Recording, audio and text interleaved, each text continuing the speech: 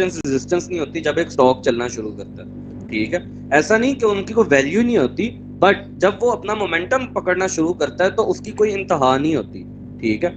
और stock markets में जो करेक्शन है ना, एक बुल मार्केट का अगर शेयर है, ठीक है, अगर एक स्टॉक 200%, ठीक है, अप चला गया, 100 से 500 चला गया, ठीक है, वो अगर 500 से 250 तक भी गिर जाता है ना, 50% करेक्शन उसके एक बुल साइकिल के अंदर एक नॉर्मल करेक्शन समझ लेती है, ठीक है, वो कोई बड़ी करेक्शन नहीं होती, ठीक है। स्टॉक्स की ये हैबिट है। पहली चीज, आप जब भी कोई स्टॉक सिलेक्ट करो ना, ठीक है, आपने ये नहीं देखना, आप वैल्यू इन्वेस्टमेंट करने नहीं आए पहली बार स्टॉक मार्केट्स के अंदर। हेज फंड वैल्यू इन्वेस्टमेंट करने नहीं आते, बड़ी कंपनीज वैल्यू इन्वेस्टमेंट करती हैं, बैंक्स करती हैं। क्यों? क्योंकि उन्होंने बाकी अपने जो रिस्क होता है, अपने रिस्क को एडवर्स करना होता है, उन्होंने अपने आप को हर जगह से हेज करना होता है, तो वो एक्चुअली डिविडेंड्स पे रिलाई कर रहे होते हैं, ठीक है। आप लोग आते हो स्टॉक मार्केट में ग्रोथ अचीव करने, अपनी वेल्थ को कंपाउंड करने के लिए, तो आपका फोकस उस चीज पे होना चाहिए जहां पे ग्रोथ ज्यादा है, ठीक है, उस चीज पे नहीं होना चाहिए जहां पे वैल्यू ज्यादा, ठीक है। क्योंकि अगर एक स्टॉक ने अपनी वैल्यू अचीव कर ली है ना, अपनी ग्रोथ अचीव कर ली है, ठीक है, फिर वो डिविडेंड दे सकता है, उसमें जो आपका कैपिटल है वो नहीं इंक्रीज होगा, क्योंकि वहां पे ग्रोथ नहीं है, and investors and traders are not interested in that stock, ठीक है। हमेशा स्पेकुलेशन पे चलती है मार्केट। सेकंड चीज ये है कि आप जब भी कोई स्टॉक, ये तो होगी ना कि आपने स्टॉक सिलेक्ट कैसे करना है। अब स्टॉक्स होते हैं, एक ग्रोथ स्टॉक्स होते हैं जो मैंने आपको बता दिया, जो चल रहे हैं, ठीक है। एक होते हैं ट्रेडर फ्रेंडली स्टॉक्स, ठीक है। ग्रोथ स्टॉक्स में भी कुछ, जैसे टेस्ला है, ये ट्रेडर फ्रेंडली है, ठीक है। क्यों? क्योंकि इसका बीटा हाईएस्ट है। बीटा क्या होता है? बीटा होती है बेसिकली जो उसकी वॉलेटिलिटी है ना, वो मेजर कर रहा होता है किसी भी स्टॉक की, कि कितना ज्यादा वो स्पेकुलेटिव है, कितनी ज्यादा उसके अंदर वॉलेटिलिटी है। जितना ज्यादा बीटा हाई होगा ना, उतने जो आपके प्रोप्राइटरी फर्म्स हैं, आपके हेज फंड्स हैं, वो इंटरेस्टेड होंगे उस स्टॉक के अंदर। हेज फंड्स तो नहीं, आपके जो इंस्टीट्यूशनल ट्रेडर्स हैं ना, वो ज्यादा इंटरेस्टेड होते हैं। क्यों? क्योंकि उनका पैसा उसमें बन रहा होता है, ठीक है। जिसको कहते हैं ना talk of the town, Tesla basically इस time talk of the town है, मार्केट का सबसे हॉट शेयर है, हाईएस्ट बीटा है इसका ऑलमोस्ट, ठीक है, मार्केट में। तो इसलिए मैं टेस्ला पे ज्यादा फोकस करता हूँ। क्यों? क्योंकि इसकी मूव्स बड़ी वाइल्ड होती हैं, ठीक है। अब जहां तक बात आ जाती है कि मैंने यहाँ पे ये ट्रेड क्यों पिक की, अब मैं आपको उसका एक्सप्लेन करता हूँ, सिंपल सा कॉन्सेप्ट। आप ये देखो कि टेस्ला ने अपना बुल रन कंप्लीट किया, ठीक है। कंप्लीट करने के बाद मार्केट में, पूरी स्टॉक मार्केट में करेक्शन आई, इंटरेस्ट रेट्स बढ़े। इंटरेस्ट रेट्स पे हमेशा बिजनेसेस डाउन जाएंगे, सबको पता है, ठीक है। अब टेस्ला ने अपना लगाया लो, ठीक है। टेस्ला ने यहाँ पे अपना लगाया लो, ठीक है। अब एक चीज मैं यहाँ पे आपको बताता हूँ, स्टॉक्स जो है ना, वो दो तरीके से मूव करते हैं, ठीक है। स्टॉक्स या तो रैली करते हैं या तो कंसोलिडेट करते हैं। ये जो कंसोलिडेशन है ना, ये जरूरी नहीं था। इस कंसोलिडेशन के बाद ये बेसिकली एक रिट्रेसमेंट थी। यहाँ पे अगर मुझे कोई कंसोल, हाँ, जैसे ये कंसोलिडेशन है, ये नीचे जो कंसोलिडेशन हुई हुई है ना, ठीक है, यहाँ पे जरूरी नहीं था कि ये ब्रेकआउट अपसाइड ही देता, ये बॉटम हिट कर गया, ये जरूरी नहीं था। ये स्टॉक यहाँ पे कंसोलिडेट करने के बाद मजीद भी नीचे जा सकता था, ठीक है। जैसे मेटा जाता रहा ना, स्टॉक्स क्या करते हैं, स्टॉक्स रैली करते हैं, साइडवेज हो जाते हैं, फिर रैली करना शुरू कर देते हैं, फिर साइडवेज हो जाते हैं, ठीक है। स्टॉक्स मूव करते हैं इस तरह। आपने एक स्टॉक को कब बाय करना है? जब, जिस तरह मैंने यहाँ पे बाय किया ना, ठीक है, अगले दिन ही रैली करना स्टार्ट कर गया। अब उसके पीछे रीजन क्या थी? उसके पीछे रीजन बड़ी सिंपल थी। जब भी कोई स्टॉक कंसोलिडेट कर रहा होता है ना, तो आपने उसके अंदर एंटर नहीं होना, ठीक है। और जैसे देव को दम देते हैं ना, आपने ढक्कन खुलने का वेट करना है, ठीक है। आपने ढक्कन खुलने का वेट करना है। हम एक तो बाकी मार्केट्स भी फॉलो कर रहे हैं ना। अब जैसे यहाँ पर टेस्ला ने बॉटम आउट किया था ना, ठीक है, आके अगर मैं आपको वीकली चार्ट इसका दिखाऊं, तो आप ये देखो कि टेस्ला ने बेसिकली करेक्शन दी है अपने बुल रन की, ठीक है। ये यहाँ से तकरीबन आप देखो, ये कितने परसेंट, 70% करेक्ट हुआ है टेस्ला, ठीक है। 70% करेक्ट होने के बाद दोबारा बाउंस कर गया। लेकिन आप अगर ये देखो कि वो अपने बिगर साइकिल में अपने पुराने लो से, ठीक है, पुराने लो के बिल्कुल पास आया, ठीक है। उसने अपना ये वाला जो उसने जोन ब्रेक किया था 2020 का, उसके ऊपर ही सस्टेन कर रहा है वो अभी तक। जब तक वो जोन के ऊपर सस्टेन कर रहा है, तब तक वो आपके लिए बुलिश ही है, ठीक है। स्टॉक्स ऐसे ही वर्क करते हैं, ठीक है। वो बहुत वाइल्डली करेक्ट होते हैं, बहुत वाइल्ड मूव देते हैं। उसके बाद सेकंड चीज ये है कि यहाँ पे जब बॉटम आउट किया टेस्ला, ठीक है, एक ट्रेड मैंने यहाँ पे ली थी, ठीक है। यहाँ पे मैंने वेट किया कि पहले मुझे स्टॉक ब्रेकआउट दे, ठीक है। उसने मुझे ब्रेकआउट दिया, मैं यहाँ पे एंटर हुआ, यहाँ मेरा एसएल था, फिर मैंने ये सारी मूव कैच की, ये 126 से 180 की। अब मैं यहाँ 180 पे निकल गया। क्यों? क्यों निकल गया? क्योंकि आपका डॉलर इंडेक्स भी स्ट्रांग हो रहा था, ठीक है। और सेकेंडली ये एक बड़ी स्ट्रांग रेजिस्टेंस थी, काइंड ऑफ, ठीक है। और मुझे ये भी पता था कि 50% मूव देने के बाद अब ये स्टॉक कंसोलिडेट करेगा, ठीक है। यूजुअली 50% मूव देने के बाद मोस्ट ऑफ द टाइम कोई भी स्टॉक है ना, जब आप उसको स्विंग कर रहे हैं, वो कंसोलिडेट करता है, ठीक है। अब देखो यहाँ पे इसने कंसोलिडेट करना शुरू किया, इसने लो लगाया, ठीक है। उधर से आपको ये चीज पता है कि डॉलर इंडेक्स मजीद से मजीद वीक हो रहा है, ठीक है। फिर लो लगा के ऊपर आया, मैं अभी भी एंटर नहीं हुआ, ठीक है। मुझे चाहिए कंफर्मेशन, ठीक है। मेरी कंफर्मेशन क्या, अगर ये स्ट्रेट अप निकल जाता, ठीक है, तो मेरी कंफर्मेशन थी ये जोन अगर ब्रीच करता, ठीक है। अब ऐसा हुआ नहीं, हुआ क्या कि अगर मैं आपको 1 आवर के चार्ट पे दिखाऊं तो स्टॉक ने नीचे लो लगाया, उसके बाद उसने अपना जोन ब्रेक करके kind of a flag pattern जिसको आप बोलते हैं ना, ठीक है, वो बनाया, ठीक है। अब आप फ्लैग पैटर्न में एक चीज नोट करो कि इसके जो लोज हैं, ठीक है, वो इस हाई को होल्ड कर रहा है, इस हाई के मतलब ये वाला जो एरिया इसके ऊपर होल्ड कर रहा है, ठीक है, जिसको बोलते हैं चेंज इन पोलैरिटी, ठीक है। सपोर्ट टर्न्ड इनटू रेजिस्टेंस, ठीक है। चेंज इन पोलैरिटी के बाद, ठीक है, उसका जो लो था, ये वाला जो लास्ट लो लगा था वो इस लो से ऊपर लगा था, ठीक है। अगर आप पिछले लोज को देखो, ठीक है, मुझे एंट्री कैसे कंफर्म हुई मैं आपको बता रहा हूँ। यहाँ से अगर आप पिछले लोज को देखो तो हर लो पिछले लो से नीचे लग रहा था, but polarity was in action, ठीक है। वो अपनी जो रेजिस्टेंस थी उसके ऊपर ही ट्रेड हो रहा था। अब आप देखो कि ये वाला जो सेशन क्लोज हुआ था ना, जिस दिन मैंने कॉल दी थी, उस दिन ये हायर लो लगा के क्लोज हुआ यहाँ पे, ठीक है। उसने हायर लो लगा के क्लोजिंग दिया, उसने अपना लेवल ब्रीच नहीं किया, ठीक है। अब मुझे ये चीज पता थी कि 190 यहाँ पे जो है, अगर नेक्स्ट डे मुझे इस ट्रेंड लाइन के ऊपर ब्रेकआउट मिलता है तो मैंने एंटर होना है। मेरा एसएल ये यहाँ पे 189 के पास था, ठीक है, यहाँ कहीं पे। तो यहाँ पे मैं एंटर हुआ, ठीक है। अब मुझे पता है कि स्टॉक जो है ना, अब उसने अगर ये लेवल ब्रीच किया ना अपना, तो या तो स्टॉक दो तरह कंसोलिडेट करता है। स्टॉक यहाँ या तो आपका ब्रेकआउट लगाने के बाद कंसोलिडेट करता है ऊपर जाके ऐसे, ठीक है, जो मैंने आपको बताया ना, दो फेस कंसोलिडेशन होती है या इम्पल्स मूव होती है, ठीक है, या वो नीचे कंसोलिडेट करता है, ठीक है। यहाँ पे अगर आप नोट करो तो इसने अपना स्ट्रक्चर जब चेंज किया तो उसने ब्रेकआउट करने के बाद ऊपर कंसोलिडेट किया थ्रू आउट द सेशन। मैं यहाँ पे कंफ्यूज नहीं हुआ, जितनी देर तक वो इस लो से ऊपर होल्ड कर रहा है ना, तो मेरे लिए ये वैलिड था, ठीक है। नेक्स्ट डे क्या हुआ, ब्रेकआउट तो उसने लगा दिया, ऊपर उसने कंसोलिडेट किया, अब वो रैली करना स्टार्ट करके, ठीक है। तो मैंने पहले पूरे सेटअप का वेट किया कि पूरा एक सेटअप, एक बुलिश सेटअप मेरे सामने बाकायदा तौर पे आ जाए। देखो यहाँ पे मेरे सामने कोई बुलिश सेटअप नहीं था, ठीक है। यहाँ पे मेरे सामने किसी तरह का कोई बुलिश सेटअप नहीं था। इधर भी ये रैली किया, बट मेरे पास ऊपर बहुत ज्यादा मेजर रेजिस्टेंस एरिया था। मुझे एक बुलिश कंफर्मेशन चाहिए, ठीक है, कि स्ट्रक्चर चेंज हो रहा हो, बुलिश कंफर्मेशन चाहिए कि मार्केट चलने के लिए तैयार हो गई है। और दूसरी बात ये आती कि जो स्ट्रक्चर्स है ना, जैसे फ्लैग स्ट्रक्चर है, ये मुझे स्टॉक्स को ट्रेड कर करके इतना आइडिया हो गया है कि मुझे एक सेंस होती है कि इतने परसेंट स्टॉक मूव करेगा, ठीक है, फिर इतने परसेंट के बाद जाके वो साइडवेज हो जाएगा, फिर अगर उसने मूव बनानी तो वो कौन सा पैटर्न बनाएगा। ये आपको एक स्टॉक के साथ टाइम गुजारना पड़ता है, फिर आपको पता चलेगा।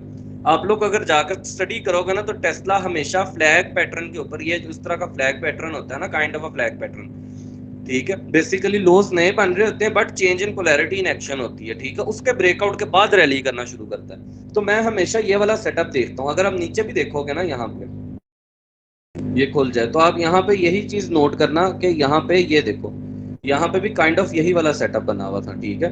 लो लगने के बाद इसने ऊपर कंसोलिडेट किया, उसने ब्रेकआउट लगा दिया, ठीक है। ब्रेकआउट लगाया, मैं एंटर हो गया, ठीक है। एंटर होने के बाद स्ट्रेट अवे रैली करता हुआ गया अप साइड पे, ठीक है। तो इस तरह का पैटर्न आपको टेस्ला पे बहुत जगह पे मिलेगा, ठीक है। उसकी थोड़ी सी साइज शेप का डिफरेंस हो सकता है, बट मोस्टली यही पैटर्न मिलेगा आपका। जो स्टॉक्स, जो भी लोग स्टॉक्स में स्विंग कर रहे हैं ना, मैं उनको यही कहता हूँ कि हमेशा आपने स्टॉक को तब उठाना है, ठीक है, जब उसकी मूव रेडी हो जाए, ठीक है। आप कभी भी पूरा चंक नहीं खा सकते। या तो आप लॉन्ग टर्म होल्डर है ना, ठीक है, तो आपने यहाँ से बाय कर लिया, अब आप उसको देखते हुए जा रहे हैं, ठीक है। मैं लॉन्ग टर्म होल्ड नहीं करता। मेरा होता है जितनी भी मेजर इंपल्स मूव्स है ना, जैसे ये है या नेक्स्ट, अगर ये मूव डेली चार्ट के ऊपर जो मैं इससे एक्सपेक्ट कर रहा हूँ कि नेक्स्ट मूव वो ये लगाएगी, ये वाला रीजन। अब देखो, अगर इस रीजन के पास इतनी देर आके कंसोलिडेट किया ना, तो अब ये वाले रीजन की कोई इंपॉर्टेंस नहीं, ठीक है। अब इसको आके स्लाइड से टेस्ट करेगा और ब्रेक कर जाएगा, ये मेरा कॉन्सेप्ट है कि अब इसकी इंपॉर्टेंस नहीं रही।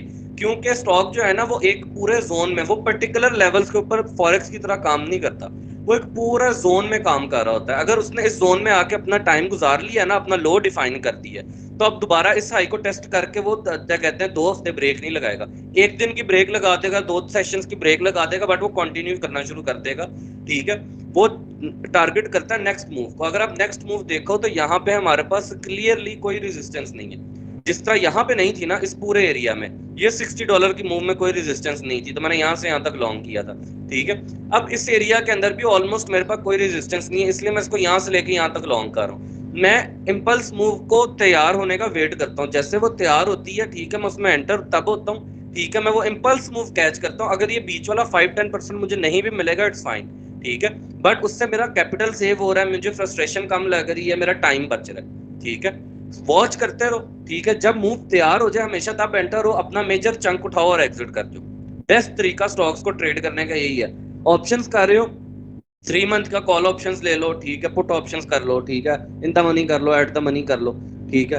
तो क्या कहते हैं आप लोग यहाँ पे इजीली, मतलब कहने का मतलब पैसे बना सकते हो स्टॉक्स को। अगर आप स्टॉक्स की इंपल्स मूव को पकड़ना शुरू कर दो ना, आप 4-5 स्टॉक्स का जो हाई बीटा वाले हैं, जो ट्रेडर फ्रेंडली हैं, या जिन पे आपको लगता है कि यार कोई बिगर कैटलिस्ट आने वाला है, आप उनको वॉच लिस्ट बना के रख लो उनकी, ठीक है, आप उनकी वॉच लिस्ट बना के रख लो, जिस पर मूव प्रिपेयर हो जाए उसमें एंटर होए, आपने अपना चंक उठाया और एग्जिट हो गया। ये सिंपल कॉन्सेप्ट है स्टॉक को ट्रेड करने का, कोई रॉकेट साइंस नहीं है, ठीक है। जस्ट आपने उसको पेशेंस दिखानी होती है स्टॉक मार्केट के साथ। स्टॉक्स 2-2 महीने 3-3 महीने भी किसी पर्टिकुलर एरिया में कंसोलिडेट कर सकते हैं, और वो अपनी मूव जो है ना, जब वो मूव देना स्टार्ट करते हैं, तो आप ये देखो कि यहाँ से लेके यहाँ तक, ये पूरा दिसंबर से लेके जनवरी तक, जनवरी 13 तक, 22 दिसंबर से लेकर ऑलमोस्ट 1 मंथ टेस्ला ने इसी जोन के अंदर प्ले किया, ठीक है। लेकिन ये वाली जो मूव हुई है, ये जो 50% $60 की मूव हुई है, ये आप देखो 17 जून से लेकर 27 जून 10 दिनों के अंदर मूव होगी सारी, ठीक है। जो 1 महीने में नहीं हुई थी वो 10 दिनों में होगी, ठीक है। तो आपने वेट करना है राइट टाइम का, आपने एंटर होना है, आपको मेजर चंक मिल जाएगा। स्टॉक्स ऐसे ही मूव करते हैं। और दूसरी चीज, स्टॉक्स की ऊपर जाने की स्पीड जो है ना वो कदरे कम होती है, डाउन साइड आने की स्पीड कदरे ज्यादा होती है, ठीक है। स्टॉक्स हमेशा बिगर मूव देने के बाद, ठीक है, अब जैसे यहाँ पे अगर हम देखें, यहाँ पे उसने लो ब्रेक करके नीचे क्लोजिंग दी है ना, अब यहाँ से यहाँ तक अगर आप देखो 207 से 313, ठीक है, ये बहुत बड़ी मूव है 50% की, ठीक है, ये 50% की मूव है, लेकिन इसका मतलब ये नहीं है कि टेस्ला का ट्रेंड चेंज हो गया। आप इस मूव को जरूर खेलो, ठीक है, अपसाइड भी खेलो, डाउन साइड भी खेलो, बस इंपल्स मूव्स को खेलो, ठीक है। ये कंसोलिडेशन वाले फेजेस को नहीं खेलना आप। तो क्वेश्चन है तो बताएं। उमर भाई, अस्सलाम जी वालेकुम। वालेकुम अस्सलाम। उमर वालेकुम भाई ये सलाम बताइए वालेकुम सलाम। यार।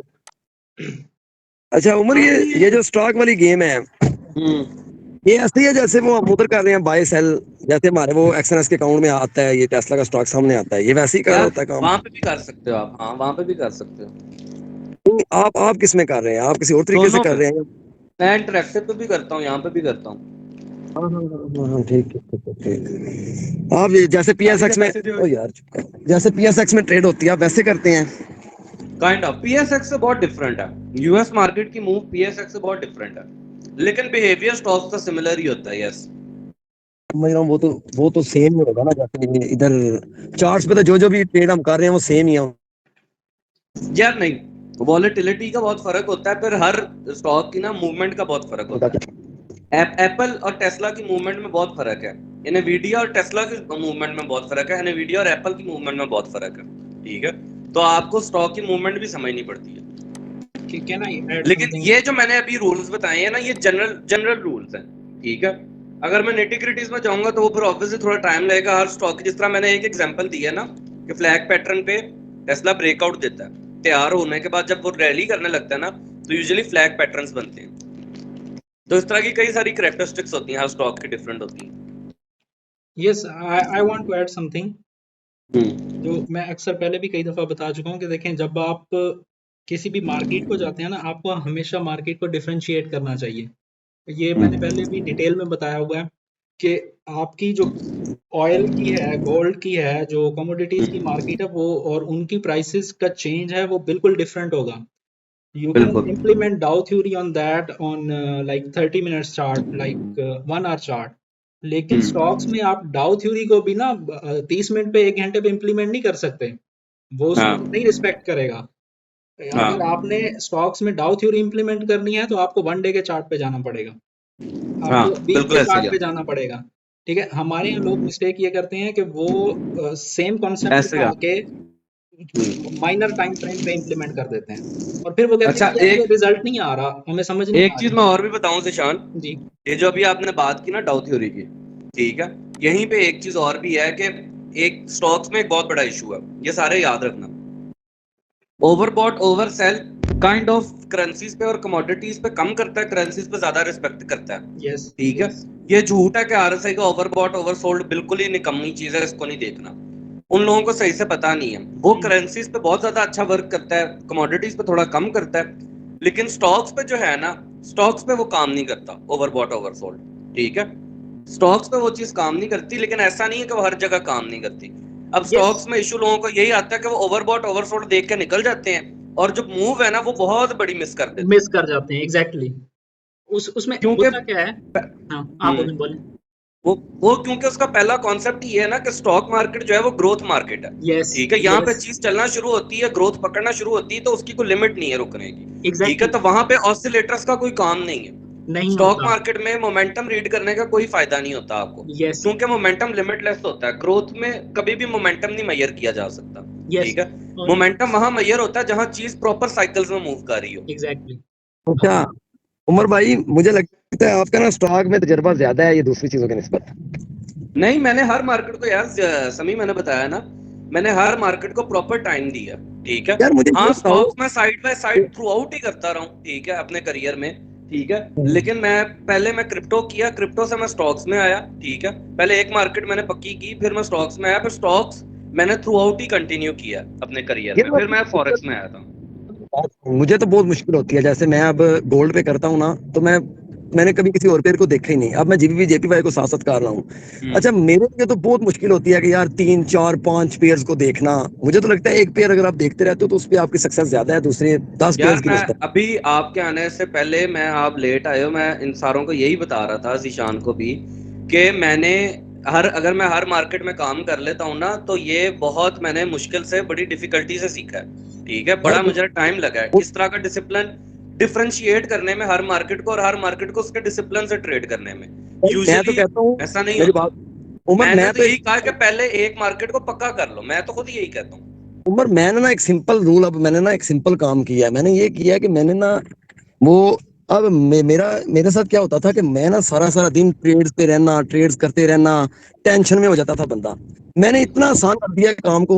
लड़का है मेरा, वो जो मेरा पार्टनर है, जाहिद अहमद अहमद, वो मेरा पार्टनर है। मैंने उसको बताया कि यार सुबह ना हम उठते हैं, हम सुबह उठ के ना एक कॉल करते हैं, आपस में डिस्कस करते हैं ये चीजें। अच्छा, सारा दिन हम नहीं देखते चार्ट्स को, वो देखता रहता है, बता देता है यार अभी ये लेवल चल रहे हैं, आओ जरा 10 मिनट वो ट्रेड शेड हम्म निकालते हैं। हम्म तो पुरसकून रहते हैं हम लोग, कोई प्रॉब्लम नहीं, इशू नहीं। तो मैं सबको यही कहना चाहूंगा कि यार एक पार्टनर बना लो अपना। आप कहीं गए हुए हो तो पीछे वो बंदा देखता रहे, वाच करता रहे। यार देखो, मैं बताता हूँ, पार्टनर भी जरूरी नहीं है। अगर आपने अपना पूरे वीक का गेम प्लान, पूरे मंथ का गेम प्लान बना के रखा हुआ है ना, ठीक है, देन यू नो कि हाँ। आपने क्या करना है। ठीक है, जैसे अगर मैं अभी दोबारा चार्ट या पे जाता हूँ, मैं आपको पाउंड जनाब यूएसडी का चार्ट दिखाता कैसे हूँ। गया, मुझे बताओ। बंदे ने जवाब पे जाना है, वो सुबह 9 बजे गया। हम्म मेरी बात सुनो, बंदा जॉब पे गया है, वो कैसे जाएगा? मतलब वो सुबह 9 बजे नहीं, वो उठा है, चार्ट क्यों 4 देख बजे रहा तक है वो वो? काम करता रहा। तो यार वही देखो, कह रहा हूँ आपको ना, वीकेंड मिलते हैं ना, आपको नहीं जॉब वीकेंड मिलते हैं। यहाँ कैसे पे देखेगा चार्ट को? एक मिनट यहाँ पे ना चेंज ऑफ टॉपिक है, क्योंकि जो हाँ पर्सन और उनके जो है ना किस पर्सन ने किस तरह से करना, हम उसकी फिजिबिलिटी को हाँ डिस्कस नहीं कर रहे। हाँ, मैं तो यहाँ ये पे ये बात है। चीज ऐड करूंगा कि ये जो हम चार्ट अभी हम स्टॉक को जो डिस्कस कर रहे हैं ना, स्टॉक की हाँ टोटल गेम डिफरेंट है। इनफैक्ट हाँ। अगर एक बंदा जॉब होल्डर भी है ना, वो स्टॉक को बड़ी आसानी से ट्रेड कर सकता है। ठीक है, हम्म क्योंकि उस मैं आपको एक एग्जांपल देता हूँ। मैं अपना जो प्लान है वो संडे या मंडे को रिलीज करता हूँ पूरे वीक का। उसकी रीजन क्या है? हाँ, क्योंकि मैं पूरे वीक को देख रहा होता हूँ कि इस वीक में क्या क्या चीजें एक्सपेक्टेड हैं एग्जैक्टली, और क्या मैं क्या भी यही हो करता सकता है। हूँ। ठीक है, वीक का अलग और करता हूँ मैं, हाँ मंथ का अलग करता हूँ। हाँ दोनों प्लान उस मेरे रेडी पड़े होते हैं। यस उसके बाद आप आते हो डे ट्रेडिंग पे।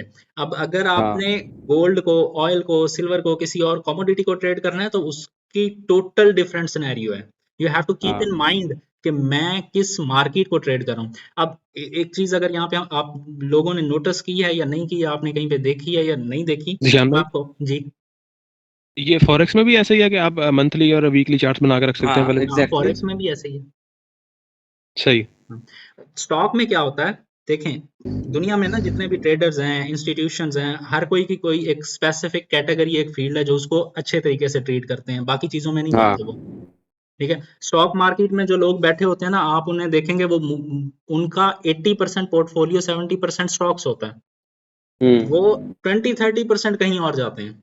जो लोग हाँ गोल्ड को, ऑयल को, सिल्वर को, कमोडिटीज को ट्रेड कर रहे हैं, वो उनका 80% पोर्टफोलियो कमोडिटीज का होता है।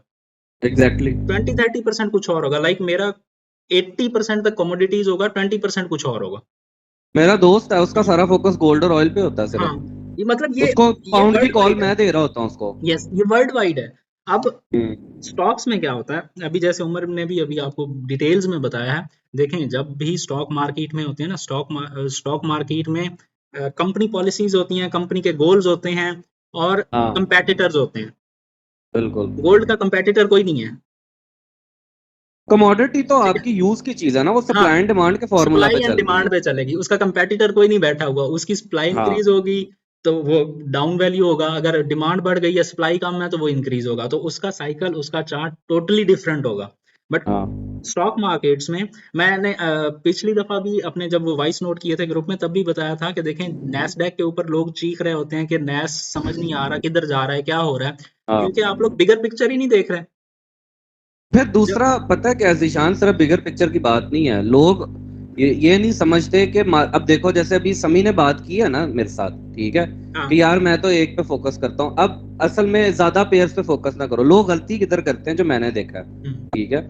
लोग क्या करते हैं कि वो अगर फॉरेक्स कर रहे हैं ना, ठीक है, तो वो फॉरेक्स के 15 पेयर उठा लेंगे, ठीक है, उन पे फोकस कर लेंगे। वो कहीं ना कहीं इंटर रिलेटेड होते हैं, यस, ठीक है।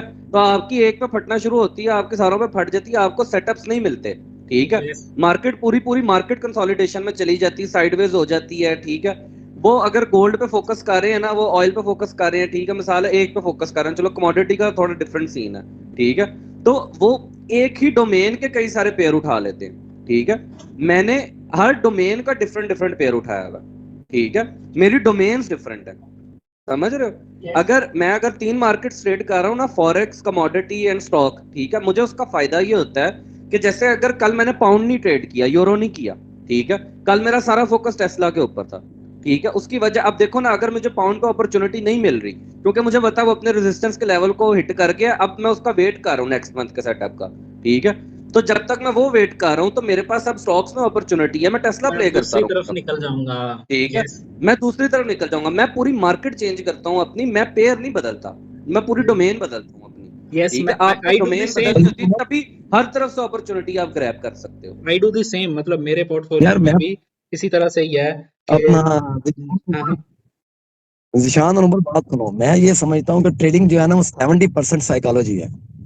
हाँ, सारे यही कहते हैं। 70% आपकी ट्रेडिंग जो है ना वो टोटल साइकोलॉजी है। आपको कोई टेंशन है ना तो आप वो आपकी ट्रेड। यार मैं तो समी यहाँ तक कहता हूँ, ये कैंडल बंद कर दो, मुझे लाइन चार्ट दे दो, मैं उस पर भी प्रॉफिटेबल वो दिखा दूंगा। मुझे गोल्ड पे प्राइसेस बता दो, ज़बानी चार्ट भी छुपा लो, फिर भी मैं बता हाँ, दूंगा। कोई मसला, ऐसे ही है, मसला ही कोई नहीं, प्राइस का लेवल देखना जस्ट। हमें क्या लगे, कैंडल है, लाइन है, नहीं भी है, लेवल बता दो, पता लग जाएगा, ठीक है। तो मुझे अक्सर उमर समी कहता है कि तुम 2-3 आइडियाज क्यों देते हो ना, कि हाँ मतलब इधर जाएगा, एक दिया कर। मैं कहता हूँ, मैं पॉसिबिलिटीज बताता हूँ कि ये हाँ। पॉसिबिलिटी है। यार यार ये नहीं, दो ये तीन। बात नहीं है। हाँ यार ये कोई बात नहीं है। एक आइडिया दो, सीधी बात है भाई, गोल्ड ऊपर जाएगा, बस बात खत्म। नहीं नहीं नहीं जाता तो नहीं क्या है। नहीं। नहीं। अब समी, यहाँ पे ना मैं लोगों को वैसे बताता हूँ, अब जैसे पाउंड है ना, ठीक है। अब मैंने अपना प्लान क्या बनाया हुआ है, ठीक है, मैं आप लोगों को अपना प्लान शेयर करता हूँ। मेरा मंथली चार्ट में प्लान ये है कि गोल्ड पाउंड जो है 1.31 को हिट करेगा, ज्यादा पॉसिबिलिटी इसी की है, ठीक है। अब उसके लिए मैंने प्लान क्या बनाया था, 1.31, ऑलमोस्ट 1000 पिप्स की मूव नेक्स्ट मंथ में होगी, ठीक है। मैंने पूरे महीने की स्विंग करनी है इस दफा, मेरा इरादा ये है कि मैं पूरे महीने की स्विंग करूंगा पाउंड, ठीक है। अच्छा, अब उसमें मेरा आइडिया क्या है, उसमें मेरा आइडिया बड़ा सिंपल है, ठीक है। अगर आप वीकली चार्ट को देखो, इस रेजिस्टेंस को तीसरी दफा टेस्ट करने आ गया, ये वीक हो गया एरिया, ठीक है। यस, अपनी सपोर्ट इजीली होल्ड कर रहा है, ठीक है। फिर अगर मैं अपने डेली चार्ट पे आता हूं, तो आप देखो उसने आके करेक्शन दी है। अब मैं जाऊंगा डीएक्सवाई के चार्ट पे, ठीक है। डीएक्सवाई के चार्ट पे डीएक्सवाई गिरना शुरू हुआ है, क्लियर लोअर हाइज बनाना शुरू कर दी है। अब ये एक इंपॉर्टेंट एरिया है डीएक्सवाई का, 101 का, और ठीक है। इसने ब्रेक करने की भी मैं समझ कोशिश की है। हाँ, मैं ये समझता हूँ, अभी मैं ये समझता हूँ कि अभी क्या होगा। अभी मेरे पास दो लाइकली सिनेरियोज हो सकते हैं। एक तो ये सिनेरियो हो सकता है कि ये वाला एरिया ब्रेक कर जाए, ठीक है, काइंड ऑफ ऊपर निकल जाए, डीएक्सवाई इस एरिया को, अपनी ये वाली जो हॉरिजॉन्टल रेजिस्टेंस है ना, ये स्ट्रक्चर ब्रेक करके ऊपर निकल जाए। उस केस में मैं ये समझता हूँ कि डीएक्सवाई इस एरिया को जाके अपने दोबारा टेस्ट करेगा, 104 तक ये दोबारा जा सकता है, सॉरी 104 कह रहा हूँ, 103 तक, ये वाला, ये 103 वाला जो एरिया ना, ये वाला, यहाँ तक दोबारा टेस्ट कर सकता है। अगर ये अपना ये वाला स्ट्रक्चर जो है ना, ये वाला स्ट्रक्चर ब्रेक करता है तो उसको दोबारा जाके टेस्ट करेगा। पाउंड पे क्या होगा, पाउंड ऑटोमेटिकली नीचे गिरेगा 100 पिप्स, ठीक है। पाउंड 100 पिप्स नीचे जाएगा, फिर ये दोबारा नीचे आएगा, स्विंग बनाएगा, पाउंड फिर ऊपर जाएगा। क्या है कि मोस्टली क्या होगा, कंसोलिडेशन होगी ऐसे ऐसे पाउंड और डॉलर इंडेक्स के चार्ट पे, ठीक है। मुझे तो कुछ समझ ही नहीं आई इतनी बातों में, ये क्या ऊपर जा रहा है क्या नीचे जा रहा है। कसम से कैसे यार आप कर लेते हैं इतना काम, बिलीव करो यार। इसमें कोई यार सिंपल सी बात है ना। देखो समी, गौर से सुनो, ठीक है। देखो यहाँ से इस एरिया को हिट होना है, एक चीज ध्यान में बिठा लो कि अगर एसेट करेंसी एक डायरेक्शन में मूव करना शुरू कर दी है ना, उसने रिएक्ट अपने की लेवल पे जाके करना है। अगर उसने यहाँ से रिएक्शन दे दिया है ना, तो अब उसने यहाँ हिट करना ही करना जाके। ये तो क्लियर हो गया। अब वो हिट कैसे करेगा, वो ऐसे जिगजैग करता हुआ हिट करेगा, ठीक है। पाउंड पे भी जिगजैग होता रहेगा, ठीक है। अब मुझे लगता है आप उमर, एक मिनट मेरी बात सुनो। मुझे लगता है कि यार ये आप इतने करते हो ना, इससे मैंने जो महसूस किया ना ट्रेडिंग को, मैं ये समझता हूँ कि आप जितने सिंपल चार्ट रखोगे ना, उतने आप इजी रहोगे। सिंपल जाओ, सिंपल ही है, मैं आइडिया बता रहा हूँ। ये भाई सिंपल ही है, आइडिया ही बता रहा हूँ मैं आइडिया बता रहा हूँ आपको कि एक पॉसिबिलिटी क्या है। मोस्टली क्या होगा, अभी जिगजैग होगा, ठीक है। जिगजैग होते हुए नीचे जाएगा, उस टाइम पे पाउंड पे लगेगा लो, ठीक है। जब यहां से ये रिवर्सल मारेगा ना हिट करके दोबारा, तो दोबारा 103 के एरिया को आके टेस्ट करेगा। मुझे लगता है 1 वीक लगेगा इस चीज में, ठीक है। कंसोलिडेट करेगा, जब ये ऊपर जाके दोबारा हिट करेगा ना इस लेवल को टेस्ट करने के बाद डॉलर इंडेक्स, तो नेक्स्ट जो मूव होगी ना, वो इस लेवल का ब्रेक होगा। और फिर पूरा मंथ हमारा पाउंड जो है ना, वो अपसाइड रहेगा और डॉलर इंडेक्स हमारा 97 तक लेवल तक चला जाएगा 101 से, ठीक है। तो ये मेरा आइडिया इसके अंदर, ठीक है। अब इसमें मैंने मंडे को क्या करना है, मैंने मंडे को बड़ी सिंपल सी चीज करनी। मैंने मंडे को आके देखना है कि इस एरिया से, ये वाला जो मेरा एरिया है, ठीक है, ये वाला, यहां से पाउंड रिजेक्शन लेके नीचे मूव करता है या यहां से पाउंड जो है ऊपर की तरफ मूव करता है। अगर ऊपर की तरफ मूव करेगा ना इस एरिया में, ठीक है, तो फिर वो वंस एंड फॉर ऑल वो डायरेक्ट ब्रेक कर देगा 101 को, ठीक है। अगर वो यहां से दोबारा रिजेक्शन लेके नीचे आता है, ठीक है, तो फिर वो एक इंपल्स मूव ऊपर की ओर बना सकता है, ठीक है। तो ये 2-3 आइडियाज मैंने अपने बना के रखे हुए हैं, ठीक है। लेकिन ओवरऑल जो बिगर पिक्चर का आइडिया क्या है कि डॉलर इंडेक्स ने 101 ब्रेक करना है, पाउंड ने 1.24 ब्रेक करना है, पाउंड ने अगले महीने ऊपर जाना है, ठीक है, डॉलर इंडेक्स से नीचे जाना है। अब वो जो लो है ना, पाउंड का जो लो लगेगा इस मंथ का, मेरा प्लान किया कि मैंने उस लो को कैच करना है, ठीक है, और मैंने फिर उसको पूरा महीना होल्ड करना। मैं जितना होल्ड करूंगा, मेरे पास 800 से 1000 पिप्स का मार्जिन है। अब ये देखो, जो मेरे पास 800 से 1000 पिप्स का मार्जिन है, मैं प्रॉफिट मैक्सिमाइज कैसे करता हूँ, छोटी अमाउंट से बड़ा पैसा कैसे बनता है। गौर से सुनो, छोटी अमाउंट से बड़ा पैसा कैसे बनता है। यार मेरी बात सुने, काम करते हैं, एक अकाउंट बनाते हैं $2,000 का, इनको इन्वेस्टर पासवर्ड देते हैं, ये हमारी ट्रेड देख लें हम कर क्या रहे हैं। इतना सर्क पाएंगे ना इनके साथ, उससे बेटर इनको पासवर्ड देते हैं, ये हमारी ट्रेड देके कॉपी भी करें, पैसे भी बनाएं। तो यार और साथ में कॉन्सेप्ट भी तो समझना है ना, कॉन्सेप्ट भी तो समझो ना भाई मेरे। कॉन्सेप्ट ये है, कॉन्सेप्ट ये समझने वाला होता है कि जो आरएसआई की मैंने बात की थी, क्या करेगा, पाउंड जाएगा ऊपर, इस लेवल को टेस्ट करेगा, 4 आवर पे एक लो फॉर्म करेगा। अगर मैं यहाँ पे कहीं एंटर हो जाता हूँ, ठीक है, एक लॉट मैंने यहाँ एंटर की, एक लॉट मैंने यहाँ एंटर की अगले लो पे, फिर ऊपर जाएगा, फिर लो क्रिएट करेगा, एक लॉट मैंने यहाँ पे एंटर की, मेरी 3-4 लॉट सेट होगी। यहाँ तक जाते जाते मेरा रिस्क कितना हो रहा है, मैं मंथ का लो पकड़ रहा हूँ, मेरा रिस्क कितना है, 500 से $1000 का, ठीक है। यहाँ तक जाते जाते मेरा मुनाफा जो है वो 20 से 30 हजार $30,000 का हो जाएगा, और मेरा रिस्क ठीक है। इस तरह की अमाउंट से खेल रहे हैं ना। अगर 5000 भी है, 10,000 भी है, तो कोई बंदा स्टैंडर्ड लॉट से ऊपर नहीं जा रहा, ठीक है, क्योंकि पाउंड तो एक दिन में 100 पिप्स इजीली मूव कर जाता है, $1000 आपकी पोजीशन माइनस हो सकती है। तो आइडियल सिचुएशन यही होती है कि पहले तो आपने एंट्री पॉइंट अच्छा डिफाइन करना है जहां पे आपका रिस्क मिनिमल हो।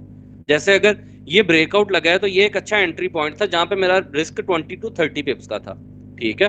अब यहाँ पे अगर मैं एंटर हो गया, फॉर इंस्टेंस, ठीक है, मैं वैसे यहाँ पे एंटर हुआ था, मैं एग्जांपल दे रहा हूँ कि यहाँ मैं एंटर हो गया, ठीक है, और ये पोजीशन मेरी फेवर में चली गई, ठीक है। अब मैंने इस चीज को पहले से माइंड में जज करके रखना है। जो मंथली वीकली हम एनालिसिस करते हैं, उसका बेनिफिट ये होता है कि हमने पहले से जज किया होता है कि मूव के अंदर पोटेंशियल कितना है। जैसे मुझे पता है कि इस मूव के अंदर यहाँ तक का पोटेंशियल है, इस एरिया तक का, ठीक है। ये कितने पिप्स बनते हैं, 400 पिप्स ऑलमोस्ट बनते हैं, ठीक है। अब मैंने अगर एक स्टैंडर्ड लॉट इधर ऐड की और वो मेरी प्रॉफिटेबल होगी, ठीक है, वो हाई ब्रेक कर गई, ब्रेक इवन कर दी मैंने वो ट्रेड, ठीक है, उसने फिर जाकर रिट्रेसमेंट ली, फिर उसने अपना एक एरिया डिफाइन किया, एक लॉट में इधर ऐड कर दूंगा। अब मेरी ये लॉट भी रनिंग है, मेरी ये लॉट भी रनिंग है, ठीक है। यहाँ पे फिर वही कॉन्सेप्ट होगा, राइट एंट्री 20 to 30 पिप्स का एसएल, ठीक है। अगर आपको थोड़ा सा नीचे भी चला जाता है आपको परेशानी नहीं, क्योंकि आपकी पिछली पोजीशन अच्छे खासे प्रॉफिट में होती है।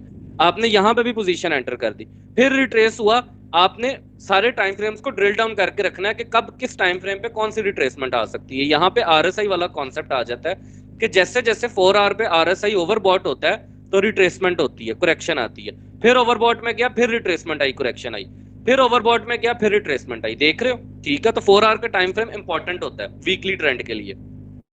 तो आपने अपना ये जो ट्रेंड है ना, आपने अपने इस वीकली ट्रेंड को एनालाइज करके रखना है। जब ओवरबॉट हो, आपको पता है करेक्शन देने आएगा, आपने प्राइस एक्शन में वो एरिया डिफाइन करके रखना है कि कहां तक आके, जैसे ये स्टॉप्स है ना, ठीक है, यहाँ पे कहां पे आके वो क्या कहते हैं स्टे करेगा। जब वो जिस एरिया में आके स्टे करे वहां पे आपने पोजीशन ऐड करनी है, ठीक है। जब वो पोजीशन आपकी डायरेक्शन में मूव करे, आपने सारी पोजीशंस का एसएल उधर रख देना।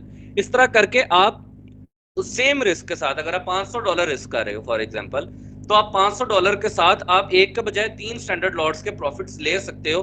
आपने जहां मिसाल है एक स्टैंडर्ड के साथ $4000 बनाना था 400 पिप्स में, आप 3 स्टैंडर्ड्स के साथ आप 10,000 बना सकते हो, 8,000 बना सकते हो, ठीक है। आपका रिस्क भी मिनिमल हो जाता है, ठीक है। और आपकी जो क्या कहते हैं ऐसे रिस्क मैनेज, आपका रिस्क मिनिमल हो गया, ठीक है, प्लस आपका रिवॉर्ड मैक्सिमाइज हो गया, ठीक है। इससे फायदा आपको एक ही होता है कि आपका जा कुछ नहीं रहा होता, आपको आ रहा होता है, लेकिन उसके लिए आपने मूव को पहले जज करके रखना है, ठीक है। आपने पहले से अपना गेम प्लान बना के रखना है कि यार ये जो मूव है, ये पूरे वीक में जो जिस पेयर को मैं ट्रेड कर रहा हूँ ये कहाँ तक जा सकता है, इसका पोटेंशियल कितना है, ठीक है। फिर उसका बिहेवियर क्या है, जैसे मैंने बताया कि करेंसी में मोमेंटम का बहुत रोल है। आरएसआई ओवरबॉट होगा तब रिट्रेसमेंट आएगी, तो आपने उस चीज को माइंड में रखना है कि मैंने राइट एरिया पे ट्रेड करना। ओवरबॉट हो गया, आपने फोमो में नहीं आना, आपने हर जगह एंट्री नहीं डालती जानी कि ट्रेड मेरी डायरेक्शन में चल पड़ी है तो बस मैं एंट्रीज पे एंट्रीज डाली जाऊं। उससे क्या होगा, उससे मार्जिन कॉल आएगी, आपको बहुत जल्दी लिक्विडेट हो जाओगे आप, ठीक है। आपने राइट एरियाज में ट्रेड डालनी है, बड़ी बिगर पिक्चर की डायरेक्शन में, तो आपका रिस्क उतना ही रहता है लेकिन आपका रिवॉर्ड उससे 2x 3x हो जाता है। ऐसे अगर आप ट्रेड करोगे ना, एक राइट डायरेक्शन स्पॉट करके, राइट ट्रेंड स्पॉट करके, तो आप अपने अकाउंट हर वीक डबल कर सकते हो, ठीक है। और एसेंशियली आपका रिस्क कुछ भी नहीं रहता उसके अंदर। बहुत इजी मेथड है, मैं ये मेथड आप लोगों को एक्सप्लेन करना चाह रहा था। उमर, अब जैसे मैं मंथ पे करता हूँ स्विंग, ये जो मैंने वीक पे 2 वीक पे परफॉर्म किया, अगर ये मैं मंथ पे परफॉर्म कर दूं तो मेरा रिवॉर्ड कितना बढ़ जाएगा। Umar, I want you to highlight 2 things. जी जी पहली चीज तो ये कि आपने, ठीक है, बॉटम पकड़ा और ट्रेड में चले गए, ठीक है। Obviously it's a long trade, like you will wait for a week और 2 वीक्स और may be a month, right? सही।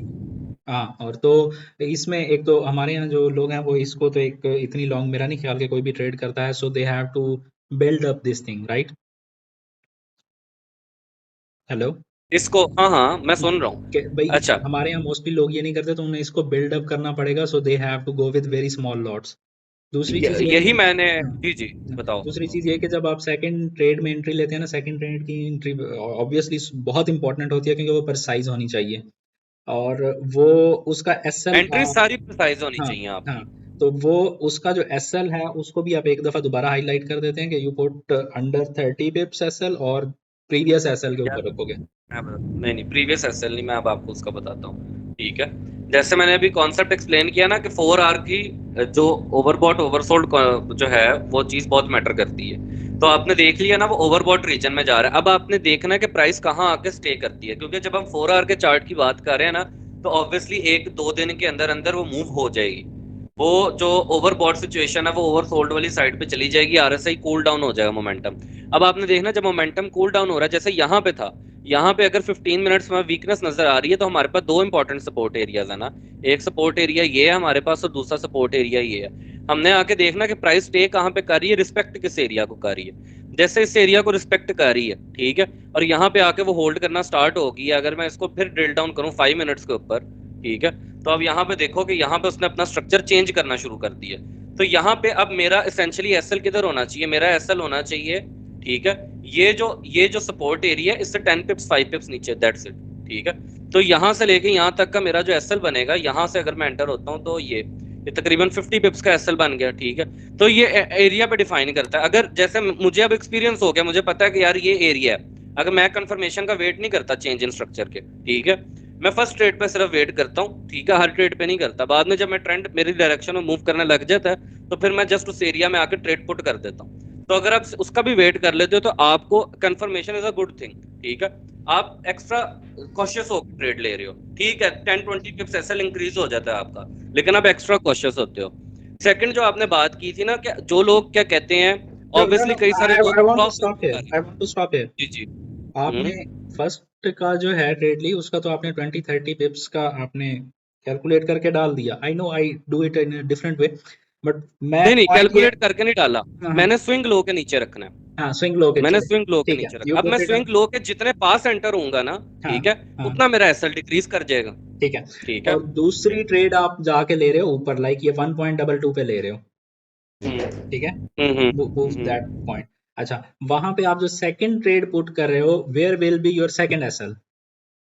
जो सेकंड एसएल है मैंने आपको बताया ना, जिस स्विंग लो को वो रिस्पेक्ट कर रहा है, हाँ, ठीक है, उस स्विंग लो से नीचे होगा। और जैसे ये प्रीवियस, स्विंग लो है, ठीक है, प्रीवियस ट्रेड का ये एसएल आप मूव करोगे अपवर्ड पॉजिटिव में करोगे? हाँ, जब ये ट्रेड मेरी डायरेक्शन में मूव करने लग जाएगी ना, हाँ, ठीक है, जब ये ट्रेड तो मेरे दोनों के एसएल यहाँ पे आ जाएंगे, exactly that was my point. ठीक है। हाँ, मेरे दोनों के एसएल यहाँ पे आ जाएंगे, क्योंकि एसेंशियली मैं कर क्या रहा हूँ, मैं 4 आवर के जो स्विंग्स हैं, ठीक है, उनको टारगेट कर रहा हूँ, उनको ट्रेल कर रहा हूँ, ठीक है। मेरी एंट्री पॉइंट भी स्विंग लोज हैं, ठीक है, मेरे एसएल भी 4 आवर के स्विंग लोज हैं, यस, ठीक है। अभी क्योंकि मैंने मैक्सिमम 1 वीक 2 वीक की ट्रेड की है, फर्स्ट टाइम मैं 1 मंथ की करने जा रहा हूँ। जो मैं आपको स्टार्ट में बता रहा था कि इस दफा मेरी प्लानिंग है कि मैं 1 मंथ की स्विंग करूँ, ठीक है। तो उसमें मैं देखूंगा कि 4 आवर का स्ट्रक्चर भी हो सकता है, शायद बीच में एक आधा ब्रेक हो, तो मुझे देखना पड़ेगा कि मैंने उसको कैसे मैनेज करना है। फिर वो जो भी आउटकम निकलेगी मैं उस हिसाब से शेयर करूंगा, सो ठीक है। Why for a month? ठीक है यार, उसकी रीजन ये है कि पोटेंशियल मैक्सिमाइज करना है, ठीक है। हमने जो मूव आ रही है, जो जितनी भी मूव है, हम उसका पोटेंशियल मैक्सिमाइज करें, ठीक है। ठीक है, पोटेंशियल प्रॉफर्म वालों के लिए ना सिंपल चीज है कि आप जो भी 4 आवर का स्विंग लो पकड़ रहे हो, बिगर पिक्चर एनालाइज कर ली है, ठीक है, आप अपने इंट्राडे के टारगेट सेट कर लो, ठीक है। जैसे यहाँ पे अगर ये बॉटम आउट किया है ना, ठीक है, यहाँ पे आके बॉटम हिट की है, तो अगर तो अभी सेशन एंड होने में, यूएस सेशन एंड होने में काफी टाइम पड़ा है, तो आपको पता है यहीं से मूव रिवर्स हो जाएगी। बट अगर यूएस क्लोज हो रहा है ना, तो नेक्स्ट डे लंदन पे आओ, ठीक है, यहां से यहां तक की मूव पकड़ लो, ठीक है, एक सेशन की मूव पकड़ लो आप, ठीक है। लेकिन आपको पता होना चाहिए कौन से सेशन में मूव करेगा, समझ रहे हो, ठीक है। तो आप प्रॉफर्म पे एक सेशन की मूव पकड़ लो, वही आप अपने अकाउंट पे आप उन मूव्स को होल्ड करते जाओ। अगर आपको ये पता है, जो मैं इसलिए मैं कहता हूँ कि पीएनएल से ज्यादा चार्ट पे अगर फोकस करो ना, तो आपको पता होगा कि यार ये मेरा पोटेंशियल है ना ट्रेड का, तो मैंने इसको मैक्सिमाइज करना है। आपको अपने नर्व्स को कंट्रोल में रखना पड़ेगा, ठीक है, कि मैं पूरा पोटेंशियल मैक्सिमाइज करूं, ठीक है। अगर आप नहीं करोगे, आप इन एंड आउट होते रहोगे, तो इसेंशियली आप हर ट्रेड पे ना रिस्क बढ़ा रहे हो। मतलब अगर आपने एक दफा ट्रेड किया, ठीक है, प्रॉप पे तो ये है ना कि एक ही ट्रेड में सारे बनाने हैं, विड्रॉ लेना है, ठीक है। आप अगर लाइव अकाउंट पे करो, मैं यहां से यहां तक मूव पकड़ूं एक, फॉर एग्जांपल, ठीक है, यहाँ पे मैं एग्जिट कर देता हूँ, फॉर एग्जांपल मैंने एक लॉट ट्रेड की, मैंने $1000 बना लिए, मेरा $400 का रिस्क था या $300 का रिस्क था, ठीक है। अब वही एसेंशियली रिस्क मुझे दोबारा लेना पड़ा है $300 का, ठीक है, और मेरे पास क्वेश्चन कोई नहीं है। तो अगर मेरा दूसरे टाइम में एसएल हिट हो जाता है, तो मेरा $300 गया, ठीक है। लेकिन अगर मैं फॉलो करता हुआ जाऊंगा, तो पीछे से मेरे पास क्वेश्चन भी क्रिएट हो रहा है, प्लस मेरा रिवॉर्ड भी डबल होता जा रहा है हर स्विंग लो पे, एग्जैक्टली। ठीक है। तो इसलिए आप एक ही $300 से ना 3 हाथ पैसे बना सकते हो, जो आपने एक हाथ बनाने, ये फायदा हो जाता है इसका।